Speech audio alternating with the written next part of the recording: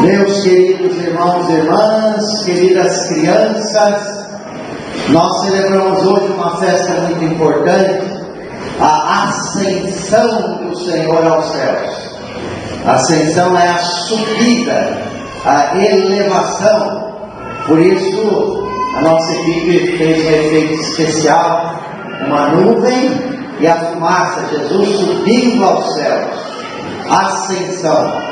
Daí vem aquela profissão chamada ascensorista, aquela que cuida lá do elevador, né? Quase nem tem mais hoje, mas que sobe e desce, ascensão, né? Ascensorista.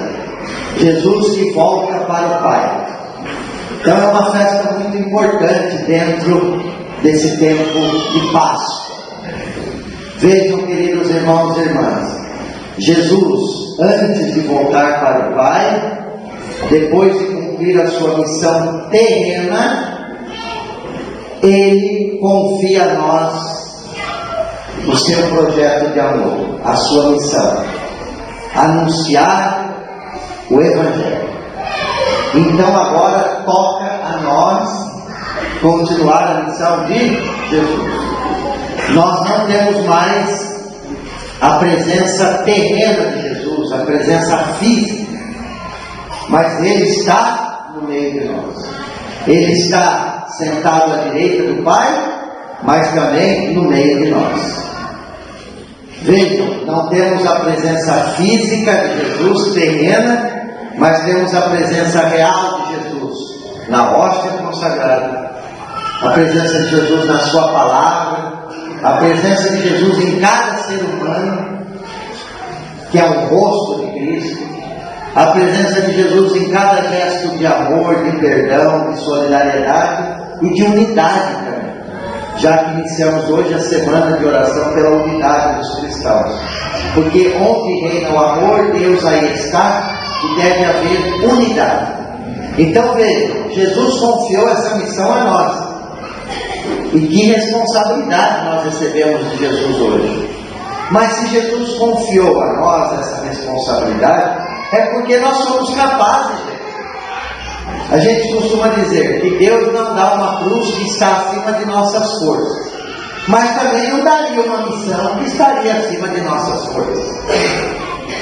Se Ele confiou a nós a missão de comunicar o seu amor, de continuar o seu projeto, é porque nós somos capazes, sim.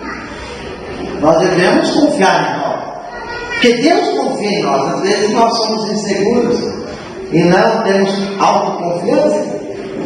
E aí, como é que termina o Evangelho de hoje? Jesus acompanhava os discípulos e confirmava a sua palavra por meio de sinais. Ou seja, não estamos sozinhos, Ele está conosco e agora Jesus age por meio de nós. É isso. Por um determinado tempo, Jesus agiu na nossa história, nesse âmbito terreno no qual estamos. Mas agora Jesus continua agindo por meio de nós, por meio de sua igreja, por meio dos sacramentos, por meio de nossa missão e nossa presença no mundo. Ele age agora por meio de nós. Às vezes nós nos questionamos assim: onde está Deus que permite isso tudo? Não é essa a questão que a gente tem que colocar. Onde estamos nós que permitimos isso tudo? Cadê a nossa responsabilidade? É fácil sempre atribuir a Deus. Onde está Deus? Porque Deus permitiu. Por que Deus permitiu o holocausto, a injustiça, a escravidão? Mas porque os seres humanos fizeram isso. Onde estavam nós cristãos que permitimos isso? E que ainda permitimos tantas injustiças? Então Deus continua agindo no meio de nós, né? E nos acompanha com os seus sinais. E o que Jesus disse? Ide pelo mundo inteiro e anunciai o meu Evangelho. Gente, a palavra Evangelho significa boa notícia, boa nova. Nós cristãos devemos sempre ter uma boa notícia para comunicar. Por isso hoje, no mundo todo, a igreja celebra o Dia Mundial das comunicações sociais. Porque Jesus, antes de voltar ao Pai, Ele nos deu essa missão de comunicar, de anunciar o seu amor, o seu projeto. E todos nós somos comunicadores.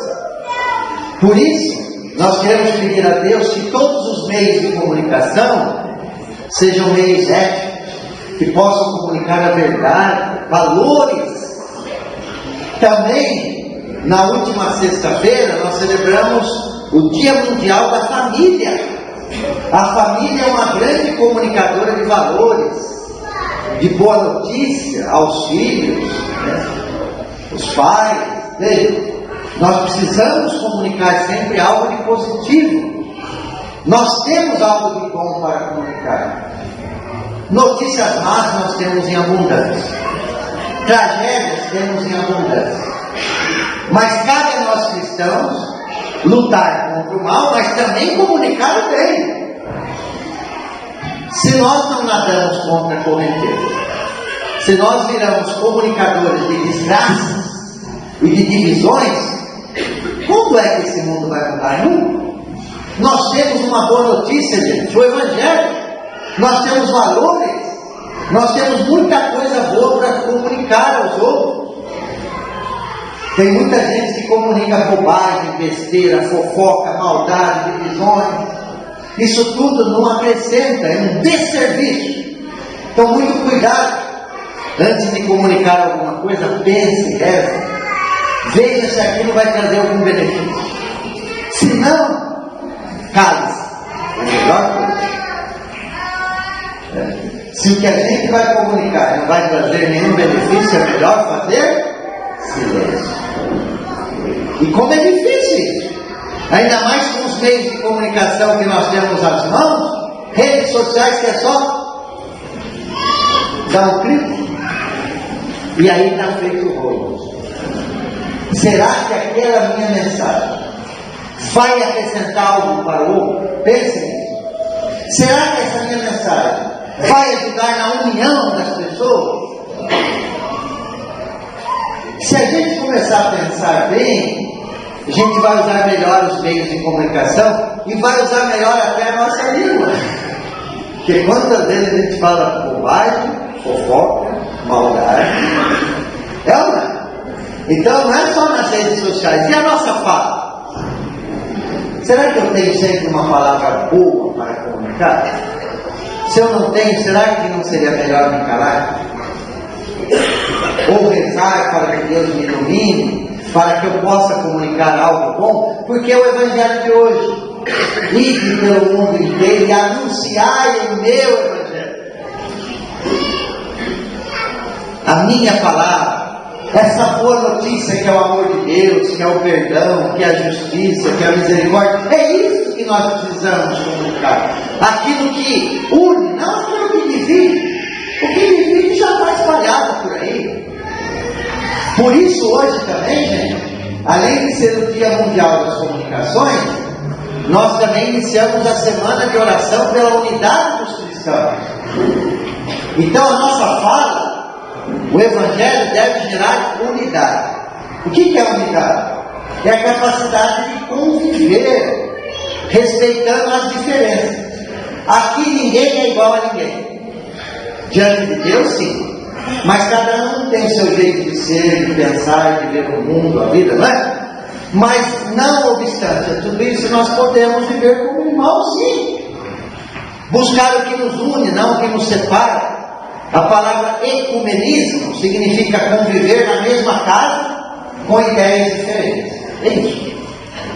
E o ecumenismo, a unidade tem que acontecer, primeiramente na família.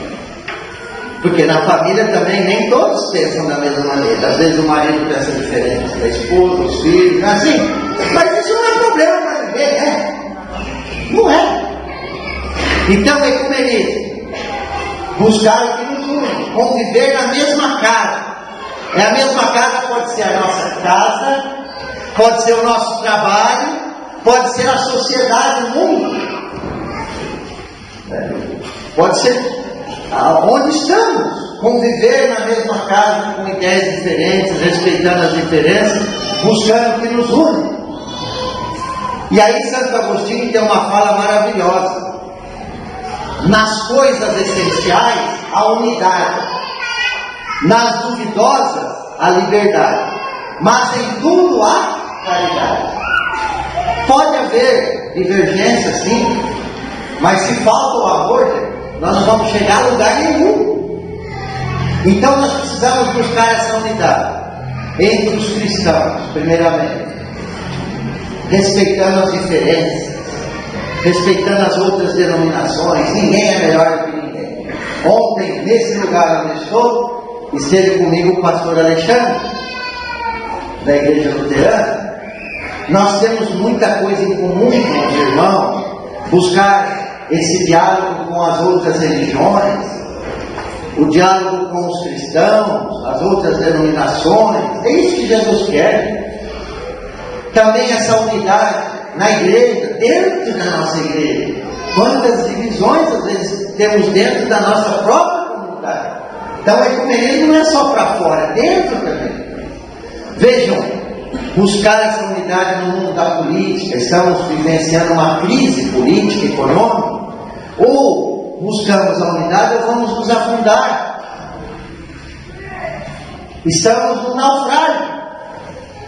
Ou nos salvamos ou afundamos. Mas quando prevalecem interesses pessoais, é difícil buscar a unidade. Quando a gente deixa de lado o amor, quando a gente deixa de lado o que nos une e busca aquilo que nos separa, aquilo que é interesse pessoal e não interesse do bem comum, é muito difícil conseguir a unidade. Então nós precisamos rezar essa semana inteira, gente. Por favor, vamos rezar pela unidade. É o que Jesus quer, que todos sejam um, que vivamos essa harmonia. Essa é a boa notícia de Jesus. Viver como irmãos, respeitando as diferenças políticas, ideológicas, mas quando a gente coloca o bem comum em primeiro lugar, tudo isso cai. Prevalece o bem comum. Aí a gente chega num acordo. Em qualquer situação. Então, como é difícil deixar de lado os nossos interesses. Então vamos pedir essa semana inteira, rezar pela unidade. Olha, a unidade lá no seu trabalho, como é difícil. Às vezes um quer pisar no outro, né? Às vezes tem inveja, ciúmes. Como é difícil a unidade no mundo do trabalho, no mundo da política. Não é assim? Mesmo dentro de casa. Não é fácil não, gente. Mas com a graça de Deus a gente consegue. Nós temos uma boa notícia, nós temos um diferencial. E a primeira leitura também mostra isso. Lucas que está falando a Teófilo. Teófilo somos todos nós. A palavra Teófilo é um nome, mas significa amigo de Deus. Todos nós queremos permanecer na amizade de Deus. E Lucas escreveu o Evangelho, escreveu os Atos dos Apóstolos. E Lucas relata como foi a ascensão do Senhor. Jesus volta para o Pai. E aí aparece uma frase interessante.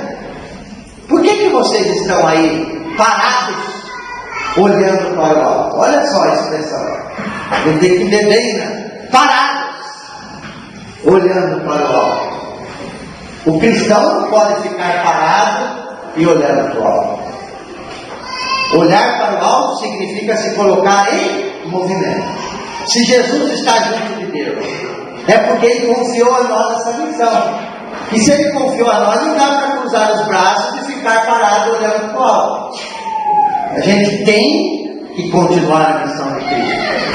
Essa é uma responsabilidade nossa. Depois da segunda leitura, o que aparece ali? O tema da esperança, gente. Onde está Jesus, estaremos nós. Aqui está a fé na ressurreição. Estamos celebrando os falecidos. E onde está Jesus, estaremos nós. Jesus está ao lado do Pai e nós um dia estaremos com Ele. Essa é a nossa fé na ressurreição. Por isso vale a pena viver bem esse tempo terreno.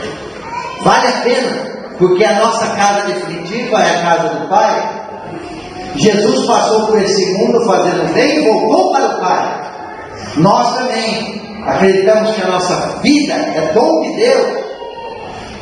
Nossos pais colaboraram com Deus na nossa vida, e nós então também saímos de Deus e caminhamos em direção à casa do Pai. Onde está Jesus, estaremos nós. Mas enquanto o nosso dia não chega, a nossa hora não chega, a gente tem que continuar essa missão de Jesus aqui na terra, sabendo que Ele está conosco, não estamos órfãos. Ele nos capacita, e aí termina com o Evangelho.